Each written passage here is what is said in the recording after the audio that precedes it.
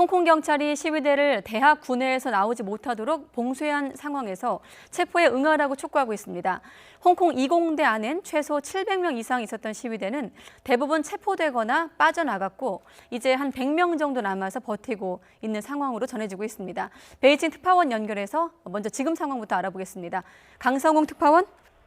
네, 베이징입니다. 자, 어제 이 홍콩 이공대 상황이 어제하고는 지금 상황이 좀 달라진 것 같은데 오늘은 충돌이 없는 겁니까? 네, 그렇습니다. 오늘 새벽까지만 해도 긴장이 감돌았는데 오전부터는 이렇다 할 시위대의 움직임이 없는 상태입니다. 경찰이 여전히 이공대 주변을 둘러싸고 봉쇄를 한 상태에서 학생 100여 명이 남아서 경계를 하고 있다고 외신들은 전하고 있습니다. 오늘 낮에는 구조대원들이 일부 들어가서 담요를 나눠주는 모습도 보이기도 했습니다. 어제 저녁부터 오늘 아침까지 300명이 학교를 빠져나왔는데 이 가운데 200명이 미성년자였고 100명이 성인이었습니다. 홍콩 경찰은 미성년자들은 학교장들이 안전 귀가를 약속함에 따라서 집으로 돌아갈 수 있도록 했고 성인 100명은 나오는 대로 현장에서 모두 체포했습니다.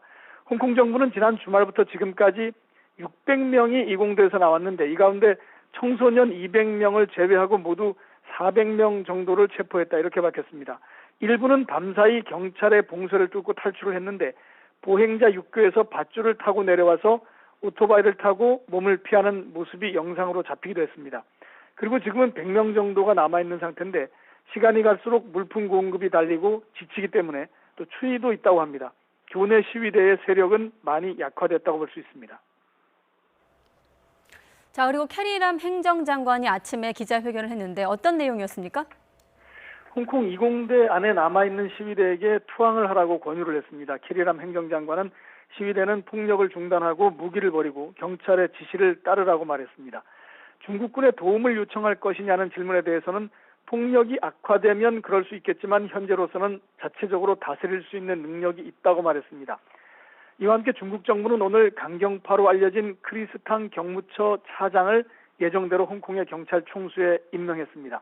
지난 주말부터 시작된 경찰의 홍콩 이공대 봉쇄작전, 그리고 실탄 발사, 또 과감한 체포작전 이런 것들이 모두 탕의 지휘로 이루어진 것으로 알려져 있는데 경찰의 대응 수위가 더 높아질 것으로 예상이 되고 있습니다. 경찰의 대응은 더 높아질 것으로 보인다. 자, 그렇다면 앞으로 어떻게 될까요? 이대로 시위가 수그러들 것으로 전망되고 있습니까? 현재 홍콩 이공대 상황만으로 보면은 시위대의 저항은 이제 막바지에 왔다 이렇게 볼 수가 있겠습니다. 남은 시위대의 숫자도 계속 줄어들어서 50명 정도밖에 남지 않았다 이런 보도도 나오고 있습니다.